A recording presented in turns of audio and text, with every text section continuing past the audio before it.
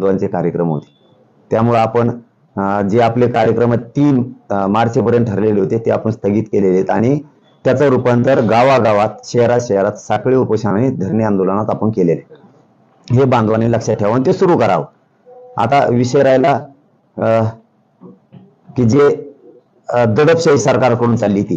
गृहमंत्र्यांनी आदेश दिलेत की आंतरवालीतला मंडप काढून फेका, तिथलं व्यासपीठ काढून फेका, छत्रपतींचा पुतळा आहे ते काढा, सगळं फेका तिथलं. तर रोज म्हणजे कालही झालं रात्री पण झालं की त्या मंडपसाठी ती दडपशाही सुरू आहे. ते मंडप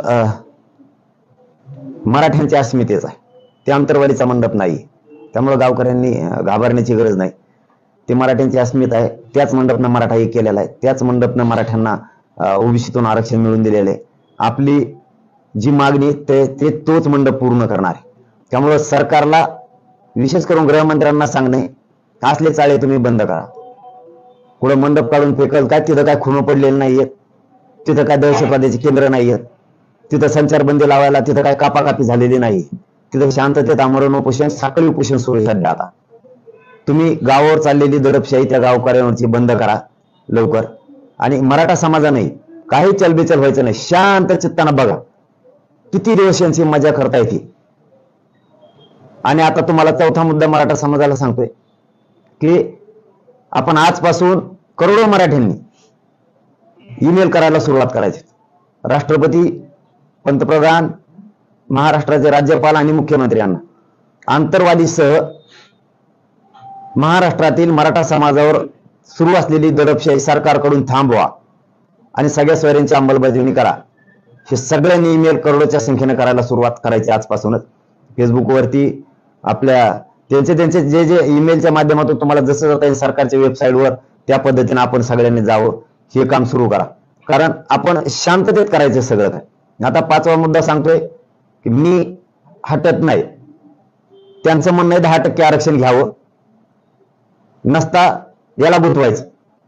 मी भेट नाही, मी मराठ्यांना ओबीसीतून आरक्षण मिळवून दिल्याशिवाय हटणार नाही, हा माझा मराठ्यांना शब्द आहे. मराठ्यांशी मी गद्दारी करू शकत नाही. जेलमध्ये टाकून मला त्यांनी सडवलं तरी मी हटत नाही. आणि मराठा समाजाला सांगून ठेवतो आज, मला त्यांनी अटक बी केलं तरी तिथं माझं आमरण उपोषण सुरू होणार आहे. मग ते जेल असो किंवा पोलीस स्टेशन असो किंवा हॉस्पिटल असो किंवा आंतरवाली असो, नाही तर ते कुठे असो, मी समाजासाठी शेवटच्या क्षणापर्यंत तरफडून मरायला तयार आहे, परंतु मी हटायला तयार नाही. 6वा मुद्दा सांगतो, हे कशासाठी? 6 महिन्यापासून सरकार सगळ्या सोयऱ्यांची अंमलबजावणी करीन म्हणतंय, करत नाही. सरकार गुन्हे मागे घेईल म्हणतंय, 6 महिन्यापासून आंतरवालीसह महाराष्ट्राचे घेत नाही. गॅजेट घेऊन म्हणता हैदराबादचं घेत नाही, बॉम्बे गव्हर्नमेंटचं घेत नाही, सातारा संस्थांचं घेत नाही. सरकारनं प्रमाणपत्र वाटप करायचे 1 महिन्यापासून बंद केले, ज्यांच्या नोंदी सापडल्यात त्यांचे. सरकार जाणून बुजून हायकोर्टाची तारीख आपल्याला 3 मार्च असताना अलीकडे घेतली गृहमंत्र्यानं, तिथं आपल्याशी दगाफटका केला. मान्य न्यायालयाने सांगितलं होतं शांततेत रास्ता रोको करा, तो अधिकार आहे तुमचा, जनतेचा.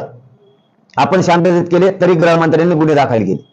हे जाणून बुडून आपल्यावर अन्याय आहे. आणि सगळ्यात महत्वाचा अन्याय म्हणजे त्यांचं म्हणणं आहे याने 10% आरक्षण स्वीकारावं. ते 10% आरक्षण ज्या विद्यार्थ्यांना घ्यायचंय त्यांनी घ्यावं, आमची जोर जबरदस्ती नाही. परंतु मराठ्यांची मागणी आहे, राज्यातल्या मराठ्यांची मागणी ओबीसीतून आरक्षण, आणि ते घेतल्याशिवाय मी हटणार नाही. मायबाप मराठ्यांना माझं एवढंच सांगणे, मी हटत नाही. चलबिचल करण्याची गरज नाही. कोणी फ्रेश राहा, सगळेजण शांत राहा, मजा बघा. किती दिवस सरकार मराठ्यावर दडपशाही करतंय. आपण वेळेवर ठरवूयात आंदोलन काय करायचं, पण शांततेत. आणि मराठा समाजाला आता शेवटचं सांगणे, इतक्या मोठ्या प्रमाणात दडपशाही सुरू आहे की ती या इंग्रजांना सुद्धा कधी केली नसत. अशा गृहमंत्र्यांचा इतका भयानक जातीयवाद सुरू आहे सध्या, जातीय द्वेष मराठ्यांविषयी. ते बंदूक त्यांच्या फेसबुक त्या इंस्टाग्रामला टाकणं, ते दाखवणं, ते खुन्नस मराठ्यांविषयी दाखवणं. याचबरोबर आता 7वा मुद्दा सांगतोय, हे झालं त्यांचं. मी भांडलो मायबाप कोणासाठी? मराठ्यांसाठी.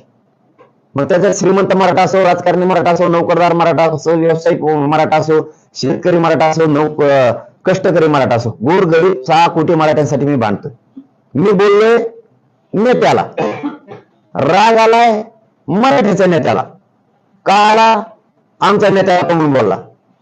तुझा नेता आहे का? जाते तुला नेत्याने जवळ कमी केलं माहितीये का? ह्या गोरगरीब मराठ्यांनी तुला मतदान केले, तो आमदार मंत्री झाला म्हणून त्यांनी जवळ केले तुला. आज सगळ्यांची जबाबदारी, सगळ्या आमदारांची. तुम्ही उलट त्यांना म्हणायला पाहिजे होतो, अधिसूचना तुम्ही काढली ना, तुमच्या नेत्याला म्हणायला पाहिजे होतं राग येण्याऐवजी तुम्हाला जातीकडून बोलायला पाहिजे, तुम्हाला नेत्याचा राग यायला पाहिजे होता सगळ्या मराठ्याच्या आमदारांना आणि मंत्र्यांना, की तुम्ही अधिसूचना काढली ती द्या, मग ते कसं काय करतात बघू. मग मी सुद्धा कानाला धरला असतं की माझी चूक आहे, गुन्हे मागे घेऊन म्हणले होते, तुम्ही मागल्या, मग तो कसं काय करतो बघू. मी तुमच्या पुढे कान धरले असते. धोका दिलाय तुमच्या नेत्यानं म्हणून त्याला बोललोय. आणि तुम्हाला त्याचा राग येण्याऐवजी तुम्हाला जातीकडून होऊन तुम्हाला त्याचा राग यायला पाहिजे होता, चुकलं. उलट काय तुमच्या स्वार्थासाठी गोरगरिबांचे मराठ्यांचे पोरं मारायला निघाला तुम्ही. माझी मराठा समाजाला विनंती, एकजूट फुटून देऊ नका. तुमच्या लेकराच्या पदरात आरक्षण टाकल्याशिवाय नाटक मग मरण पत्करल. आणि मी स्वाभिमानानं यांनी जे षडयंत्र असलं ना त्याच्यात जो मराठा तयार, पण मी हटायला तयार नाही मराठ्यानं. यांनी जर मला अटक केलं आणि यांनी सगळ्या सोयरींनी जर अंमलबजावणी केली नाही तर आंदोलन करायचं पण शांततेत. कुठंच राज्यात शांतता आपल्याला पसरू द्यायची नाही, ही माझं पहिल्या दिवसापासूनच म्हणणं आहे. पण एकजुटीत एवढी ताकद आहे आणि शांततेत तुम्ही लाखानं करोड एकत्र आले, हे सरकारला द्यावंच लागणार आहे. हे 7 दिवस 5-6 दिवस काय करतात आपण जरा शांत चित्ताने बघू. ही मराठ्यांना विनंती करण्यासाठी मी आज सुरुवातीला बोललोय. मी शेवटचं एवढंच सांगतो, एक 7-8 दिवस शांत बघा हे काय करतात. सायलेंट महाराष्ट्रातले करोडो मराठी फक्त आम्हाला 7 उपोषण आणि धरणे आंदोलन चालू दे आणि शांत बघा कोणचा आमदार, कोणचा मंत्री, गृहमंत्री काय करतोय, काय षडयंत्र करतोय, आंतरवालीवर काय दडपण आणायला लागलेत, कशामुळे आणायला लागलेत. शांत माइंड ठेवा. आपण आपल्या शेतात, आपण आपल्या व्यवसायात मराठ्यांना मिळून द्यायची वेळ आली की किती जण विरोधात चाललेत. तुम्ही शांत चित्ताने एकदा बघितलं, एक 5-7 दिवस 7-8 दिवस शांततेने घ्यायला आहे. एवढी माझी सगळ्यांना विनंती, फक्त बघा आणि सगळ्यांनी इमेल करायच्या मागे लागा. मराठ्यांवरची आंतरवालीसह महाराष्ट्रातल्या मराठ्यावर सरकारने चालवलेली दडपशाही थांबवा. आणि आता शेवटचं सांगतो, काल डीवायएसपी साहेबांचा आंबडचे ऐकून आम्ही त्यांचा शब्द मोडलेला नाही. त्यांना एक विनंती आणि जालन्याच्या एसपी साहेबांना सुद्धा विनंती, शेवटची. गृहमंत्री जाणून बुजून करतोय, तुम्ही ते ऐकून अशांतता पसरू देऊ नका. तुम्ही मंडप काढण्याच्या भानगडीत पडू नका. ते शांततेत आंदोलन आहे. आंतरवालीच्या लोकांना अटक करायचं आजपासून बंद करा. शेवटचं सांगणं माझं आज आता. आणि गृहमंत्री असं सांगणं असलं रंग खेळायचं नाही. जे दूध का दूध, पाणी का पाणी करायचं ना ते होऊन जाऊ द्या, पण असलं रंग खेळायचं नाही. आणि गोरगरीब मराठ्यांना गुंतवून त्यांच्यावर दडपशाही आणायचं नाही. मराठी सहन करायचं तर सहन करतील. मराठ्यांच्या सहनशीलतेचा अंत बघू नका. आणि शेवटचं सांगतो, नाराजीची लाट अंगावर घेऊ नका. मराठ्यांची अंमलबजावणी सगळ्या सोयऱ्यांची करा. लाट अंगावर घेऊ नका. तुमच्या हातातून संधी गेलेली नाही. शब्द सारखं वापरता तुम्ही, तुम्हाला अटक होणार आहे का तसं दिसतंय का? काय तसं काय पोलिसांची चर्चा झाली काय? नाही, पोलिसांची चर्चा नाही, दिसलं नाही. परंतु एकूण जो अंदाजा दिसतोय मला मुंबईला रॅली नेल्यापासूनचा, षडयंत्र रचणं, ट्रॅप रचणं, कालचा प्रयोग, काय गरज होती करायची? आम्ही का मुंबईत चाललो होतो का? आधी नाही. तुम्ही तारीख बदलली गृहमंत्र्यानं, कोर्टाची आमची 13 मार्च होती, अलीकडे घेतली. दुसरं सांगतो, मान्य न्यायालयाने सांगितलं शांततेत आंदोलन करा, तुम्हाला अधिकार आहे. रस्ता रोको शांततेत झाले, गुन्हे का दाखल केले. तिसरी गोष्ट, 10% घ्या म्हणून माझ्यावर दडपण का आणताय? मराठ्यांची मागणी ओबीसी आरक्षण, यांना वाटतं बिल आणि बदलत आणि मराठ्यांचं घाट करील, हे आरक्षण टिकणार नाहीये. आताच लोक कोर्टात गेले, माझ्या मराठ्यांच्या पोरात वाटलं, त्यामुळे मला सगळ्या सोयऱ्यांचंच पाहिजे. मी आता ते 100% मला करणार आहेत, कारण मी शेतकऱ्याचं पोरग, मायबाप आहे. सरकार म्हणजे मायबाप, मी शेतकऱ्याचं पोरग, गोरगरीब कष्टकऱ्या मराठ्यांचे लेकरं मोठे व्हावेत म्हणून लढतोय. माझ्यासाठी यासाठी असते, माझ्यासाठी विधान भवनात अधिवेशनात मागणी असते का? अटक करा, याच्यावर गुन्हे दाखल करा. काय केलं असं? हे तुमच्या त्याला बोलायला पाहिजे.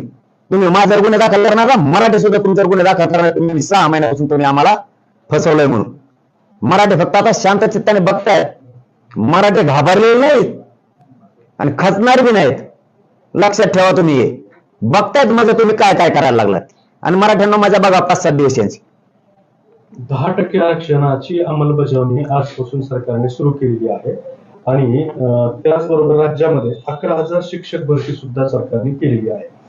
तर तुम्ही म्हटलं होतात की आरक्षण भेटल्याशिवाय नोकर भरती करायची नाही. त्यांनी आरक्षण दिलं, त्यानंतर नोकर भरती सुरू केलेली आहे. त्या नोकर भरतीचा सुद्धा आता मराठा समाजाला फायदा होणार आहे. मी सांगतानाच सांगितलंय, पहिल्यांदा मी सांगत होतो, आज नाही ते नाकारलेलं नाही आम्ही, ते बी ह्याच आंदोलनाने दिलेलं आरक्षण. पण ते टिकणार आहे का आम्ही पहिल्यापासून विचारतोय त्यांना. ते ओपन कोर्टात त्याची हिअरिंग होणार आहे का? इंजिनिअरिंगला शिक्षणाची मागे सडायला तयार आहे त्याच्यात, पण मराठ्यांची गद्दारी नाही करू शकत. सुटून बी आलो तरी सरकार कोण आरक्षणच घेणार. पाटील, 10% आरक्षणासंदर्भात पेपरमध्ये बीड, जालना आणि छत्रपती संभाजीनगरात जाहिरातबाजी करण्यात आली. छत्रपती शिवाजी महाराजांच्या प्रतिमेला उपमुख्यमंत्री नमस्कार करतात. मग त्याचा अर्थ काय धरून मी? मराठ्यांसाठी काय काय केलं? हा, अच्छा, हा, तसा उल्लेख आहे. मराठ्यांसाठी काय काय केलं? गृहमंत्री साहेब, तुम्ही आम्हाला सारथी दिली म्हणता, महामंडळ दिलं म्हणता, जरा पोरा विचारून बघा खाली किती जाचं काठी आहेत, त्याचं कर्ज होत आहे का? त्याला किती जाचं काठी आहेत, त्याच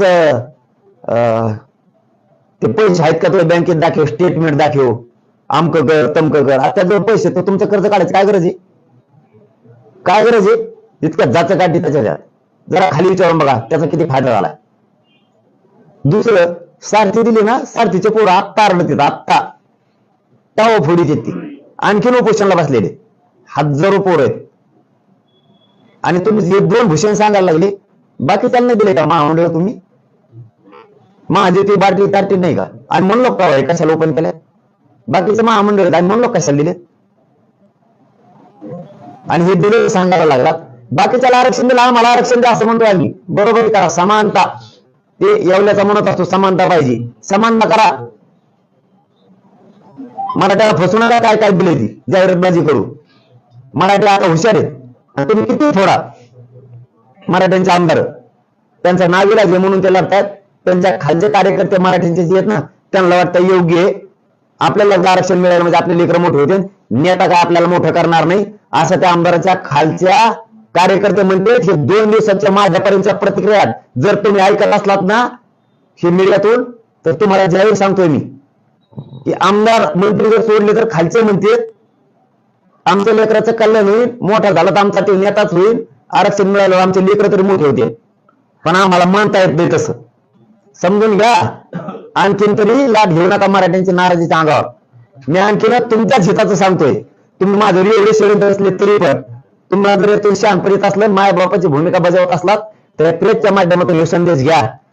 आणि ते किती फुटले तरी मराठ्यांनी त्यांना मराठी विरोध ठरवला आता त्या आमदारांना, कारण त्यांना मोठं गोरगरीब मराठ्यांनी केले.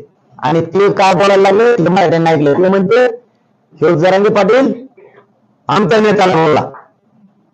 अरे तुमच्या नेत्याला बोललो पण तुमच्यासाठीच बोललो ना, आणि तुमच्या जातीसाठीच बोललो ना. तुम्हाला थोडं बोललोय. उलट तुम्ही जाती कोण बोलायला पाहिजे, जाती कोण नाही बोलायचं, नेत्याकडे जायला पाहिजे, म्हणायला पाहिजे हे द्या, ती कसा बोलतो मग आम्ही बघतो. मी बी कानाला जाईन.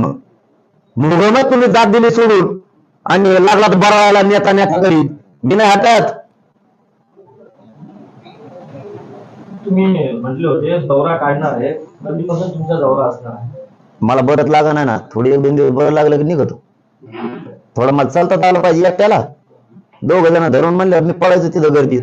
माझा मायबाप समाज मला लेकरावानी प्रेम करतोय माझ्या. हो, मी हे ठासून सांगतो. मी इकडे दवाखान्यात येत, ते तिकडे परेशान आहेत सगळ्या महाराष्ट्रात. मला तसे निरोप आहेत. माझा मायबाप लय समाज प्रेम करतो. मी एकदा जर लोकात गेलो तर लोक भेटायला आले तर मला उभा राहता आलं पाहिजे. त्यांना सहन होणार नाही ते मला तसं बघू. मराठवाड्यात काढणार आहेत की मग राज्यात, मराठी राज्यात येत आणि सगळे ओबीसी बांधव गावखेड्यातले सगळ्या जाती धर्मात लोक आमच्या सोबत येतात. मी खाली नाही जातीवाद करत, वर बी नाही करीत. मी मराठ्याचं चुकलं तरी त्याला ही ग्रामीण भागात सहज बोलू नये. काय तू का मराठ्याचा आहे का, तू का आमक्याचा आहे का, हे सहज बोललं जात. मी शेतकऱ्याच पोरग, एखादा शब्द जातो बी, मी त्याला एकट्याला बोललोय, ब्राह्मण समाजाला नाही. मी सांगताना सांगितलं इथून तिथून. आणि माझं मला द्वेष असतं ब्राह्मण समाजात. परळीचे बांधव आले होते माझ्याकडे, परशुरामांच्या कार्यक्रम होता मोठा प्रतिष्ठानचा. त्यांनी सांगितलं भाऊ आपल्या थोडं रस्ता रोकोच हे करायला लागतं. सगळ्या मराठ्यांनी सांगितलं साध्य आहे. बंजारा बांधवा आले होते, ते म्हणले नाशिकला आमचा मोठा देवीचा कार्यक्रम आहे. म्हणलं पुरा रस्ता मोकळा करायचा. मी सांगितलंय संत रोहिदासांची जयंती होती, ते बांधव आले, म्हणलं पुऱ्या मराठ्यांना सामील व्हायचं आणि त्यांचं जर रॅली रस्ता रोखून आली तर रस्ता रोख बाजूला करायचा आणि त्यांना रस्ता द्यायचा. जातीवादी नाहीये, खालचे लोक आमचे. तुमचा गाठ्या का घातला का नेत्याचा आणि आमच्या जीवावर मोठं झालं आणि त्याचा का तुटून आमच्या. पाटील साहेब, गेल्या अनेक दिवसांत ज्यावेळेस सरकारशी तुमचं बोलणं सुरू होतं त्यावेळेस बरेच मार्ग निघत होते आणि एवढा संभ्रम निर्माण होता झाला. तर संवाद बंद झालेला आहे. दोन्ही बाजूंनी काही मागणी एकमेकांकडे पोहोचवली. तुम्हाला काय वाटतं याच्यातून काय तोडगा वगैरे निघू शकतो किंवा काय मार्ग निघू शकतो यावर? नाही मी कसं काय सांगू त्यांना. ते नेत माझ्या विरोधात आता खूपच आमदार उभा केलेत, मंत्री उभा केलेत, एकच उभा केले आणि ते संस्था आणल्यात माझ्या विरोधात चौकशाला. कर हो दूध का दूध पाणी पाणी, अटक करा, नामकं करा, गुन्हे काय दाखल करायला लागले, नाटक कशाला नाराजी घेता. त्यांनी मायबाप आहे ना, मायबाप आहे ना, एक शेतकऱ्याचा गोरगरीब कष्ट करायसाठी लढतोय ना, त्यांनीच म्हणायला पाहिजे. चला बघू, बऱ्याच चर्चा करून आपण काय तोडगा निघतोय. तुम्ही यायचं नाही ना, आम्ही कसं चर्चा करायची. 17 दिवस झालं बसलो आम्ही. आलात का तुम्ही? तुम्हाला वाटतं ना मराव घेऊ असाच? माझा मायबाप समाज मला मरू देईल? तुमचं गैरसमज काढून टाका.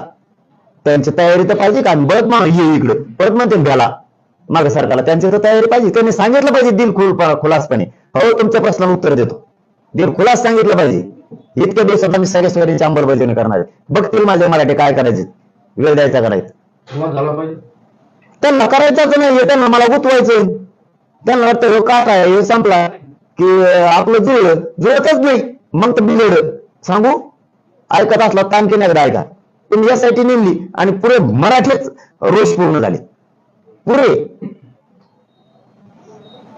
अटक केले ना, पुऱ्या महाराष्ट्रात पांढरं दिसणार. इथून ते मराठी बसलेले करोडा भयानक मराठी बसलेले दिसणार तुम्हाला. सगळे भूक हरतालच होणार. मराठीतच सांगतात. मी विनंती करतो त्यांना नका करू. तुम्ही फक्त बसायचं तर शांततेत बसा, नका करू. त्यांना संवादच नाही करायचा. सरकारने समाजाचं पाऊल उचललं तर तुम्ही तयार आहात? आणि आम्ही कोणत्या दिशेने म्हणलेलं नाही. त्याला शब्द आहे तुम्हाला आमचा, कोणत्याच दिशेने म्हणलेलं नाही. आम्ही सरकारने चर्चेला येऊ नये असं कधीच म्हणलेलं नाही आणि तोडगा काढू नये. आम्ही हमेशाच म्हणलो ना उपोषणा सुद्धा, तुम्ही या आणि चर्चा करा, तोडगा करा. आताही तुमच्या प्रश्नात तेच उत्तर दिलंय मी तुम्हाला. चर्चेलाच यायचं तोडगा कसा निघत? या तुम्ही चर्चेला, सांगा इतके दिवसात आम्ही सगळ्या सोयरींची अंमलबजावणी करणार. बस का आता या छत्रपती संभाजीनगर जिल्ह्यात 5 मंत्री आहेत, कोणाला तुम्हाला संपर्क केला आहे त्यामधून? नाही एकाने बी नाही, एकाही मंत्र्यांनी केला नाही. आता काय असतं बरं का, सगळी एकजूट झाली मराठ्यांच्या विरोधात, त्याच्यामुळं येणार नसतील. शेवटी आता मराठ्यांची त्यांना गरज नाही, गोरगरिबांची. ते मंत्री आमदार होऊन बसलेत आता.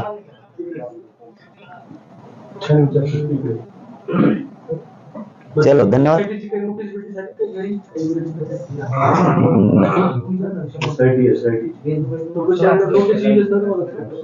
नाही पुढे घेऊन जा ना. ते भेटणार माणूस असला ना, ते इकडे तिकडून निघून जातो. ते म्हणतो चला इकडे दार उघडा, तिकडे दार उघडा, आपलं सटका. इथंच आहे आणि इथून सुट्टी झाली का अंतरवाली ती, आणि अंतरवालीत नसलो तर समाजाच्या दर्शनासाठी जाणार आहे चर्चा करायला. चलो धन्यवाद भाऊ.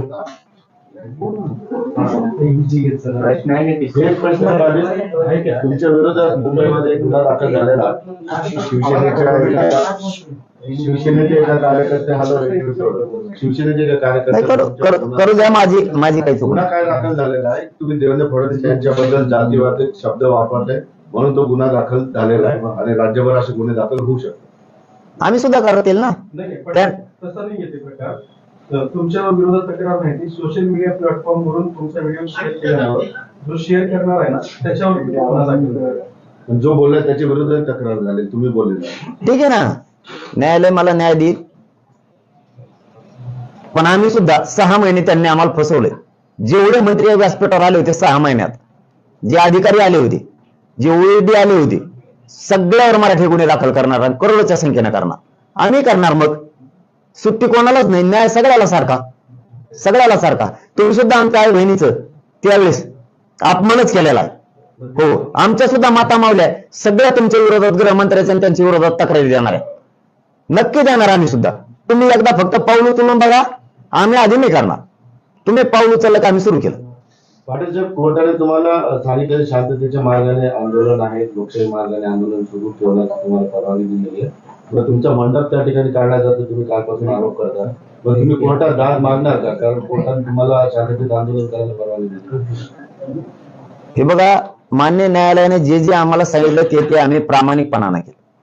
त्यांचा शब्द मान्य न्यायालयाचा आम्ही नाही डावाला, शांततेत सगळं केलं.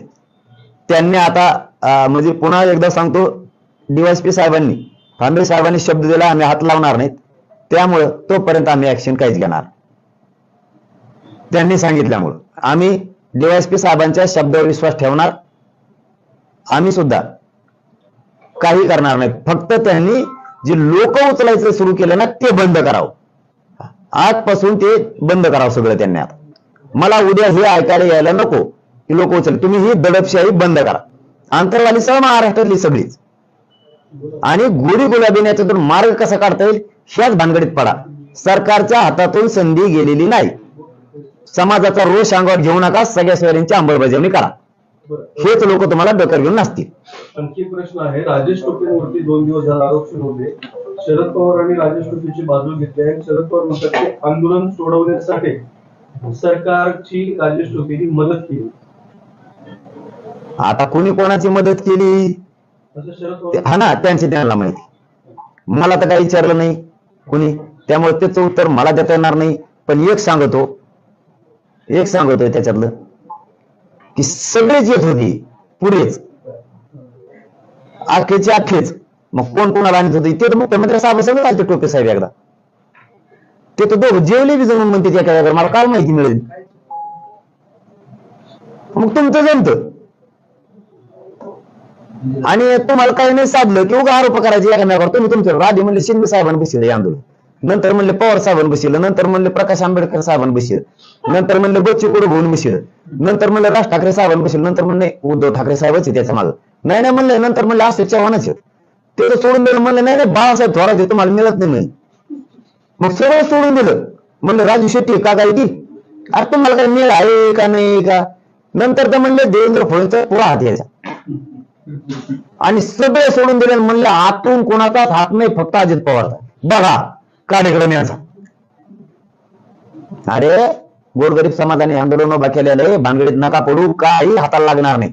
यासाठीच्या नाही आणि पोलिसांच्या नाही, गुन्ह्याच्या नाही, तुमच्या हाती एक लागू शकतं. मराठ्यांचा रोष आणि मराठ्यांना तुम्ही असं केलं म्हणून बाकीच्या जाती म्हणणाऱ्या हे आपल्याला सुद्धा असंच करू शकतात.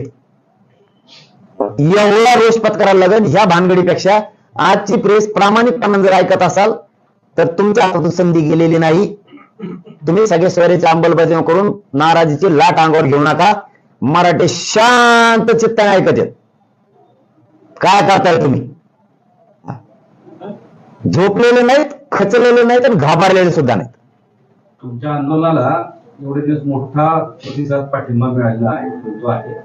पण या सगळ्या 2-4 दिवसापासून तुमची वक्तव्य, त्याच्यानंतर सरकारनं स्थापन केलेली SIT किंवा सरकारनं एक वेगळं पाऊल टाकलंय, सरकार संवाद साधत नाही, या सगळ्या पार्श्वभूमीवर या आंदोलनाच्या याच्यावर काही परिणाम झाला दिसतोय का?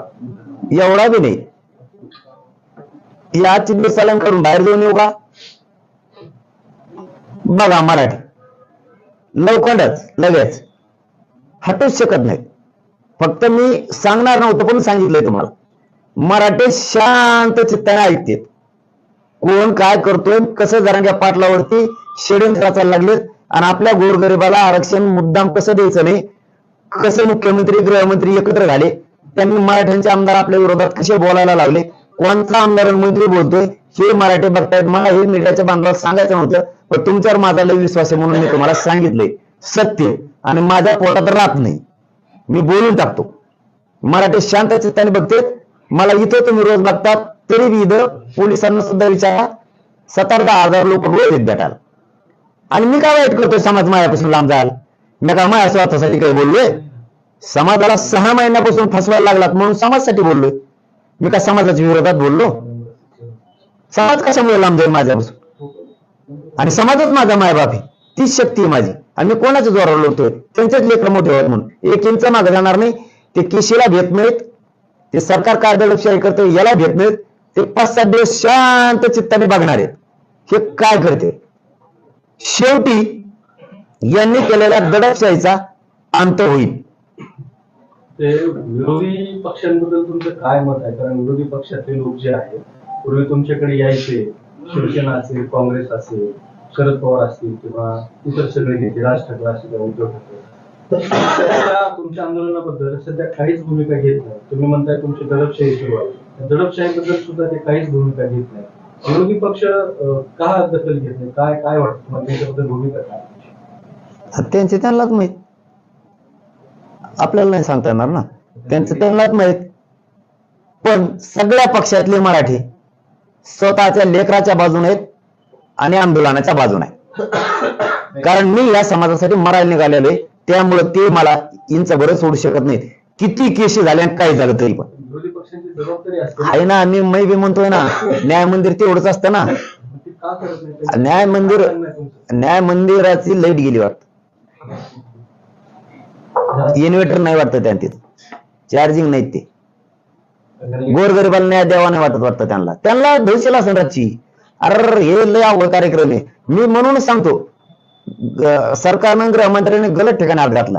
हो खरं सांगतो तुम्हाला. आणखीन बी मी माग सरकारनारातला नाही, भेटणारातला नाही. ते बिचारे त्यांना काही अडचणी असतील म्हणून ते गप्प बसत असतील. तुम्हाला एक सांगू, मी एक क्लिप ऐकली. बाळासाहेब थोरात साहेब बोलले आणि तिथे देवेंद्र फडणवीस साहेबांनी त्याला उत्तर दिले. ते म्हणते असं बोललं कसं जमन, आणि तुमच्याबद्दल जर असं कोणी बोललं तर सगळ्या आता आधी देवेंद्र फडणवीस उभा राहील तुमच्या बाजून. एक जण बोलत होता, केला ना मोकळा, जोटीला बाजूला. म्हणजे समजून घ्या, ही आयडिया आहे स्वतःची बाजू मारून न्यायची. आणि गृहमंत्री इतकं चतुर माणूस आहे, त्यांची बाजू मारून नेऊस तर सगळ्यांचा वापर करतो हा माणूस, सगळ्यांचा, जसा मराठ्यांचा आतापर्यंत केला. इतका चतुर माणूस, अति चतुर. पक्षाच्या नेत्यांना, आमदारांना ईडीची भीती वाटते म्हणून बोलत नाही. त्यांना याच्या मागे लागली म्हणजे आपल्या मागे लागायची. पण मी वेगळा आहे. तुम्हाला आणखीन सांगतो, मी गृहमंत्र्यांना आणि मुख्यमंत्र्यांना शाने गलत ठिकाणी हात घातलाय. तुमचं दडपण भीती निघून जाईल लोकांवरची, काय झालं नाही म्हणून. मी इतक्या टोकापर्यंत जाईल शांततेत. मी मरेल पत्करील, समाज तुम्हाला पिढ्यांना पार कधीच माफ करणार नाही. ही तुमच्या वाट्याला भोग येणार, लक्षात ठेवा. धन्यवाद. विरोधी पक्षाचे लोक हे तर तुमच्या विरोधात स्टेटमेंट देत आहेत. ते काय लय मेळ पांगलेला आहे मराठ्याच्या बाबतीत. मराठ्यांना काय द्यायचं म्हणलं कोणीच बोलत नाही मराठ्याला. आता विरोधी पक्ष नेत्याला जात नसती, विरोधी पक्ष नेत्याला जात नसती, पण आता ते जात बघतेत वाटतं. ते त्यांचा शिक्का बघा ना. आपल्याला विरोधी पक्षात शिक्का आहे, प्रामाणिकपणाने हे न्याय मंदिर आपण जनतेसाठी चालवायचं आणि आवाज उठवायचा. जिथं अन्याय होतो तिथं आवाज उठवायचा. हा, वैचारिक मतभेद असू शकते, कोलंटीवार साहेबांचे आमचे वैयक्तिक असतील वैचारिक मतभेद, परंतु जिथं अन्याय वाटला, असे मोठमोठ्याने प्रकरण करायला लागलेत, दुर्लक्षही मराठ्यावर करायला लागली, तर त्या न्याय मंदिराने आवाज उठवला पाहिजे. म्हणजे मराठा समाज ध्यानात ठेवत असतो. कोणचा आमदार जात कोणची का असताना पण आपल्या बाजूला बोललाय, मराठा आमदार दडपशाही बद्दल बोललाय, हे ध्यानात ठेवत असते. तुम्ही सगळे गप्प बसले ना, याचा अर्थ असा होतो तुम्ही सगळे सरकारकडून आहेत. शेवटी जनता आहे मालक. थोडे दिवस आहेत आणखी, जनता बघणारच आहे. परंतु सरकारला सांगतो आता शेवटी की तुम्ही मराठ्यांचा अंत बघू नका आणि मराठ्यांवरची दडपशाही थांबवा. तुम्ही मार्ग गोडी गुलाबीने कसा करता येईल ह्याच नादात पडा. बाकीच्या नादात पडताल तर तुम्ही चिखलात फसणार आहेत आणि तुम्हाला नंतर असा पश्चाताप येईल की मराठे पिढ्यांना पार भोग भोगायला होतील तुम्हाला. धन्यवाद.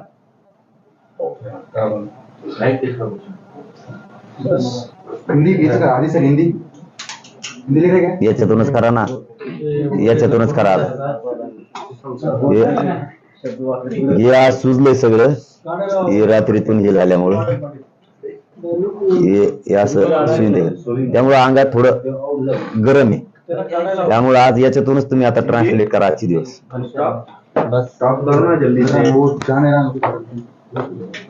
त्याच्यामुळे ते काय कमाल अरे ये ऐसे नीचे था तेरा मिनिट आले,